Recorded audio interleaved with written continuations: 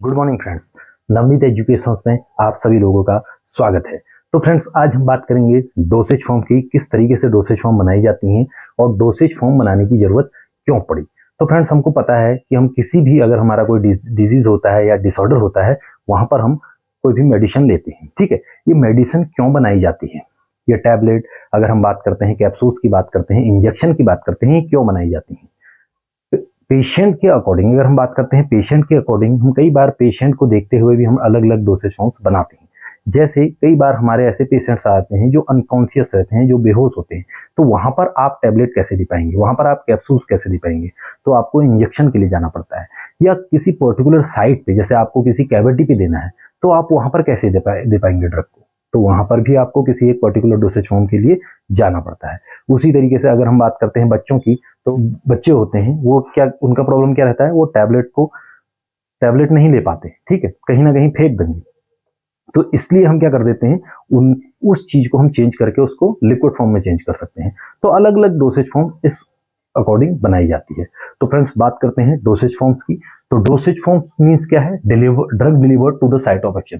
किसी भी जो आपका साइट ऑफ एक्शन है, वहां पर आपने ड्रग कैसे पहुंचानी है। ठीक है, उस पर्टिकुलर जगह पे ड्रग पहुंचाने के लिए जो भी आप हेल्प लेते हैं, उसको किस तरीके से कन्वर्ट करते हैं, किस तरीके से उसको एक शेप देते हैं, एक साइज देते हैं, जिससे कि वो पर्टिकुलर जगह पे जो आपकी टारगेट साइट है वहां पर पहुंच पाए और उसको एक्शन दे पाए।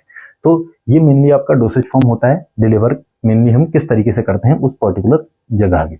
अब बात करते हैं हमको जरूरत क्यों पड़ी है डोसेज फॉर्म्स की। ठीक है, क्यों बनाने की जरूरत पड़ी। तो सबसे पहले बात करते हैं एक्यूरेसी।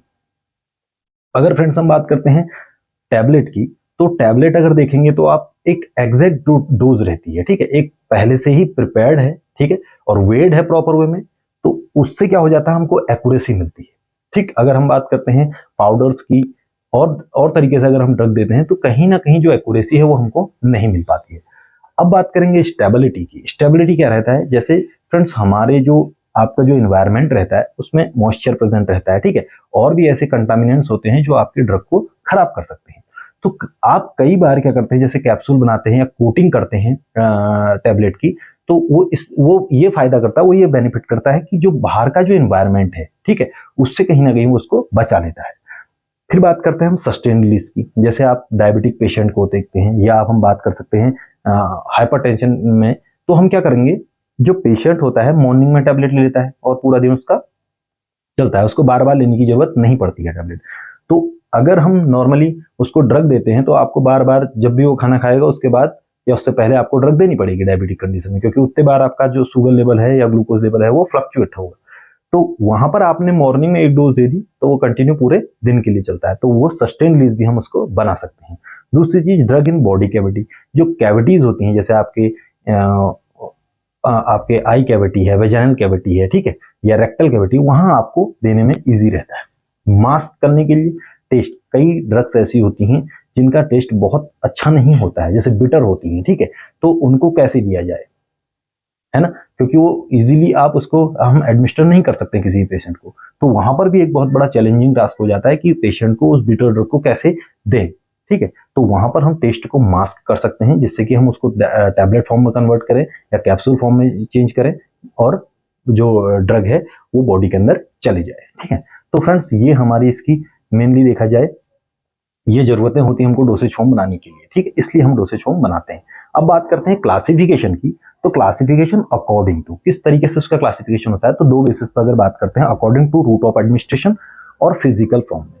अगर हम बात करते हैं रूट ऑफ एडमिनिस्ट्रेशन में, तो हम कहाँ से हम मेनली जो ड्रग है उसको या मेडिसिन जो है वो कहाँ कहाँ से हम ले सकते हैं। सबसे पहले बात करते हैं हम ओरली। ठीक है, ओरली अगर बात करते हैं, जैसे ओरली में सब एग्जाम्पल आ जाता है, हम जितनी भी टैबलेट्स हैं, कैप्सूल्स हैं, ये सारी हम ओरली लेते हैं या पाउडर्स हैं। ठीक है, तो इसमें हमारे पास क्या रहता है, जितनी जो भी हम जो मेडिसिन होते हैं जो बाय माउथ हम लेते हैं, जैसे टैबलेट आ जाएगा, पाउडर आ जाएगा, कैप्सूल आ जाएगा, सिरप, सस्पेंशन और लोजेंजेस, ये सारी चीजें हमारी क्या आ जाती हैं, ओरली आ जाती हैं, हम बाय माउथ इनको लेते हैं। फिर बात करते हैं हम टॉपिकली। तो टॉपिकली में हमारा क्या रहता है, सरफेस पे, मेनली एक्सटर्नल सरफेस पे, जैसे हमारे पास ऑइंटमेंट होता है, क्रीम होता है, लोशंस होते हैं, जो आप शरीर के सतह पे लगाते हैं, जब बॉडी की सरफेस पे आप उसको लगाते हैं, तो आप उसको टॉपिकल कहीं ना कहीं डोसेज फॉर्म बोलते हैं। ठीक, अब बात करते हैं हम पेरेंटल की। पेरेंटल में क्या रहता है, अगर पेशेंट को हमको इमीडिएट एक्शन चाहिए, ठीक है, फास्ट एक्शन चाहिए, या पेशेंट अनकॉन्शियस फॉर्म में है, तो वहां पर हम क्या करेंगे, टैबलेट तो पॉसिबल नहीं है देना, या सिरप तो हम उसको दे नहीं सकते क्योंकि वो बेहोश है, तो वहां पर हम क्या कर सकते हैं, by the help of injections की हेल्प से हम पेशेंट को ड्रग देते हैं, ठीक है। अलग अलग तरीके से इंट्रामस्कुलर है, ठीक है, आईवी होता है, सबक्यूटेनस है, तो अलग अलग तरीके से हम उसको दे सकते हैं। तो ये पेरेंटल के अंदर हमने कैटेगराइज किया हुआ है, जिसको हम इंजेक्शन की हेल्प से देते हैं, ठीक है। अब बात करते हैं इनहेलर्स की।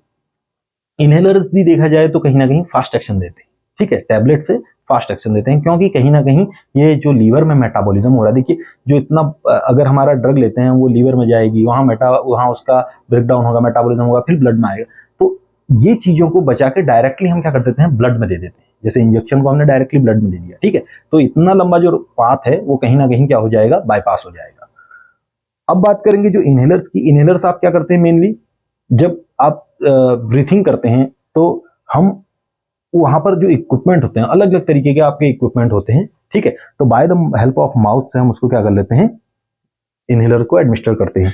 इसमें कौन कौन से एग्जांपल आ जाते हैं, जैसे आपका अस्थमेटिक पेशेंट्स होते हैं, ठीक है, आप अस्थमेटिक पेशेंट्स में देखते हैं वो इनहेलर्स यूज करते हैं, ठीक है। अगर उनको कंजेशन आ जाता है तो वहां पर कंजेशन को ट्रीट करने के लिए, कंजेशन को कहीं ना कहीं जो ब्रीदिंग के दौरान जो कंजेशन आता है उसको ठीक करने के लिए हम ड्रग्स देते हैं। वो ड्रग्स हम कैसे देते हैं, बहुत फास्ट एक्शन, क्योंकि अगर किसी अस्थमेटिक पेशेंट को सांस लेने में प्रॉब्लम आ रही है तो अगर टैबलेट दिया जाएगा तो लंबा टाइम लग जाएगा, तो एग्जैक्ट उसी समय जो उसका एक्शन है वो फास्ट एक्शन के लिए हम उसको इनहेलेशन में उसको कन्वर्ट कर देते हैं, इनहेलर बना देते हैं। तो जैसे हमारे पास साल्ब्यूटामोल का ये एग्जाम्पल है, ठीक।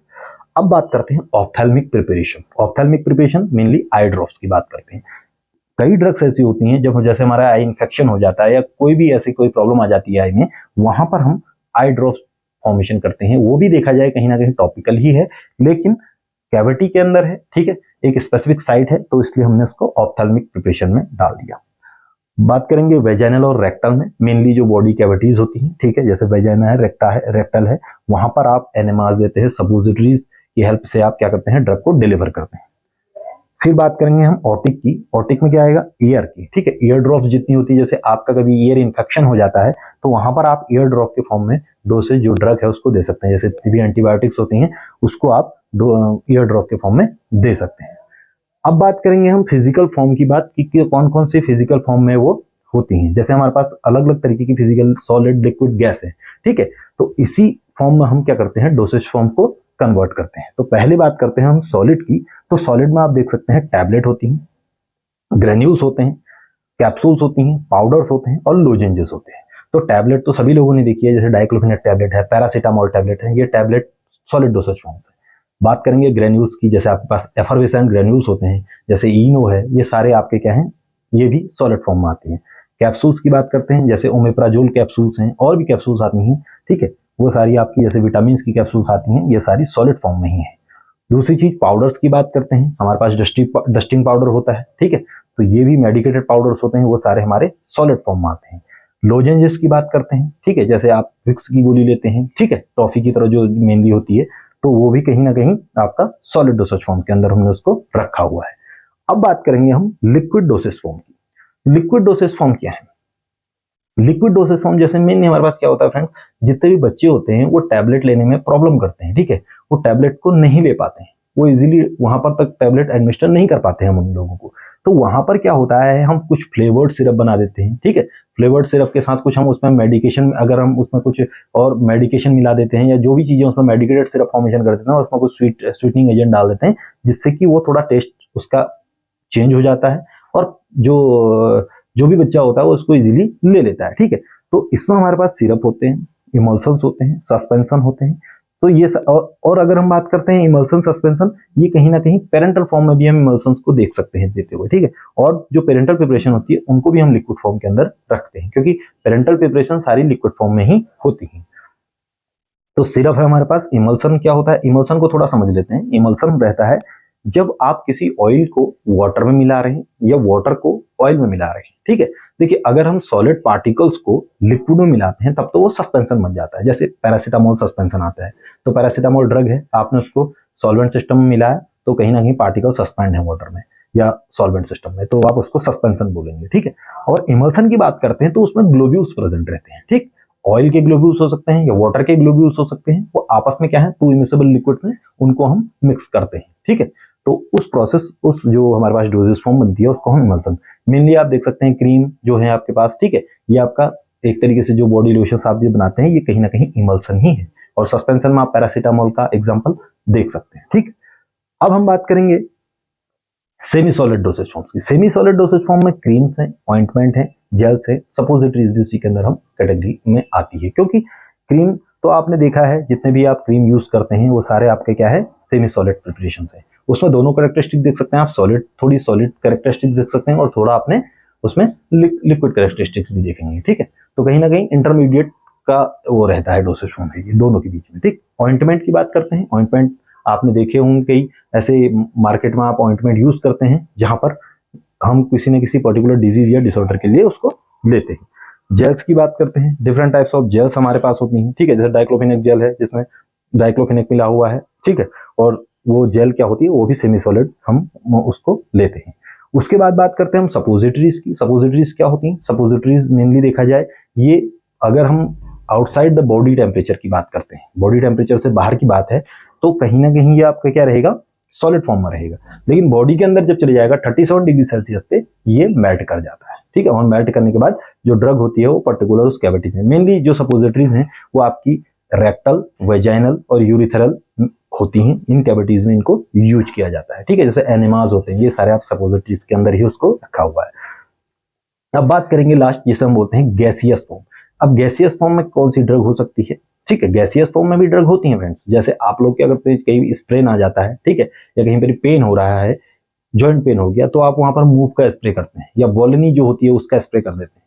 तो वो क्या है, वो स्प्रे क्या है, वो भी कहीं ना कहीं आपका क्या है, गैसियस फॉर्म, वो भी एक डोसेज फॉर्म है और उसको हम गैसियस एरोसोल या गैसियस फॉर्म डोसेज फॉर्म बोलते हैं। ठीक है, गैसियस डोसेज फॉर्म के अंदर उसको कैटेगराइज किया हुआ है। तो यहाँ पर कुछ एग्जांपल आप देख सकते हैं सिरप, इमल्सन और सस्पेंशन का। तो फ्रेंड्स, आज का जो लेक्चर था हमारा डोसेज फॉर्म पे हमने कवर किया, जिसमें हमने काफी चीजें जानी कि किस तरीके से डोसेज फॉर्म को हमने, क्यों जरूरत पड़ी डोसेज, अलग अलग डोसेज फॉर्म बनाने की, क्यों हमको सॉलिड, लिक्विड और गैसेस के लिए जाना पड़ा, और क्यों हमको टैबलेट, पैरेंटल्स इनके लिए जाना पड़ा। क्योंकि ड्रग तो अगर बात करते हैं हम, आप अगर हम पैरासीटामोल की बात करते हैं, डाइक्लोफेनेक की बात करते हैं, आपको डाइक्लोफेनेक की टैबलेट भी मिल जाएगी, आपको डाइक्लोफेनेक का पेरेंटल इंजेक्शन भी मिल जाएगा। ठीक है, तो लेकिन, और आपको जेल भी मिल जाएगा उसका। ठीक है, तो लेकिन हमने इस तरीके से अलग अलग उसको डोसेज फॉर्म में क्यों चेंज किया, उसकी क्यों जरूरत पड़ी उसको अलग अलग डोसेज फॉर्म देने के लिए? क्योंकि according to the patient need, patient के अकॉर्डिंग, ठीक है, पेशेंट किस कंडीशन में है वो भी कहीं ना कहीं उसमें डिपेंड करता है। क्योंकि पेशेंट अगर जैसे आपका मैंने पहले ही बताया था कि अनकॉन्शियस फॉर्म में है तो वहां पर पॉसिबल नहीं हो पाता है। ठीक है, या आपको इमीडिएट एक्शन चाहिए तो आप पेरेंटली जाते हैं। अगर आप टैबलेट के कोई किसी का बहुत आपको रैपिड फास्ट एक्शन चाहिए अगर किसी भी ड्रग का, तो आप उसको टैबलेट के फॉर्म में देंगे तो बहुत समय लग जाएगा उसका एक्शन आने में, है ना। तो आप उसको क्या कर सकते हैं, by the help of injection उसको आप दे सकते हैं और उससे आपको फास्ट एक्शन मिलेगा। तो फ्रेंड्स, आज का लेक्चर आपको कैसा लगा? ठीक है, कुछ नई चीजें समझ में आई